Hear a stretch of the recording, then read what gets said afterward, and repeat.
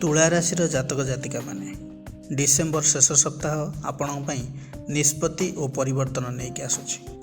ପାଠପଢ଼ାରେ ମନ ଲାଗିବ, କିନ୍ତୁ ଆଳସ୍ୟ ଦେଖାଦେବ। ବେଳେବେଳେ କନଫ୍ୟୁଜ୍ ମଧ୍ୟ ହୋଇପାରନ୍ତି। କମ୍ପିଟେଟିଭ୍ ପ୍ରିପେୟାର ହେଉଥିବା ଷ୍ଟୁଡେଣ୍ଟସ୍ ମାନେ ଲାଷ୍ଟ ମୋମେଣ୍ଟରେ ରେଜଲ୍ଟ ଭଲ ଦେଖିବେ। ପ୍ରେମରେ ପୁରୁଣା ଭୁଲ ବୁଝାମଣା ଦୂର ହେବ।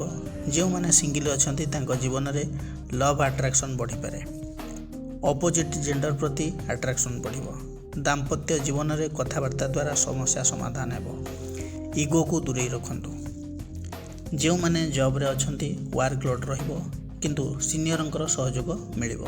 ପ୍ରମୋସନ୍ ହେବା ସହିତ ଟ୍ରାନ୍ସଫରର ଯୋଗ ଦେଖାଉଛି, ଯାହାକି ଆପଣଙ୍କ ପାଇଁ ଏକ ଶୁଭ ଖବର ହେବ। ବିଜନେସ୍ରେ ଡେଭଲପମେଣ୍ଟ ରହିଛି। ପୁରୁଣା କ୍ଲାଏଣ୍ଟଙ୍କ ଠାରୁ ଲାଭ ମିଳିବ। ଯଦି ବିଗ୍ ଆମାଉଣ୍ଟର ଇନଭେଷ୍ଟମେଣ୍ଟ କରିବା ପାଇଁ ଚାହୁଁଛନ୍ତି, ତେବେ ଭଲ ଭାବରେ ଚିନ୍ତା କରନ୍ତୁ।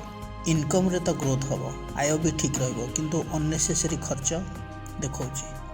ସେଭିଙ୍ଗସ୍ ଉପରେ ଧ୍ୟାନ ଦିଅନ୍ତୁ। ସ୍ୱାସ୍ଥ୍ୟ କଥା ଯଦି କହିବି, ଷ୍ଟ୍ରେସ୍ ଆଉ ସ୍ଲିପ୍ ପ୍ରୋବ୍ଲେମ୍ ଦେଖାଇପାରେ।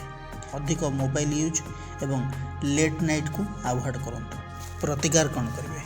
ଆପଣଙ୍କର ରାଶ୍ୟାଧିପତି ହେଲେ ଶୁକ୍ର। ଶୁକ୍ରଙ୍କର ବୀଜ ମନ୍ତ୍ର ଜପ କରନ୍ତୁ।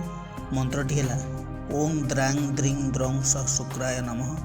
ଦୈନିକ 108 ଥର ଜପ କରନ୍ତୁ ଏବଂ ଭରସା ରଖନ୍ତୁ। ଡିସେମ୍ବର ଶେଷ ସପ୍ତାହରେ ଆପଣଙ୍କୁ ନୂଆ ଦିଗ ଦେଖାଇବ।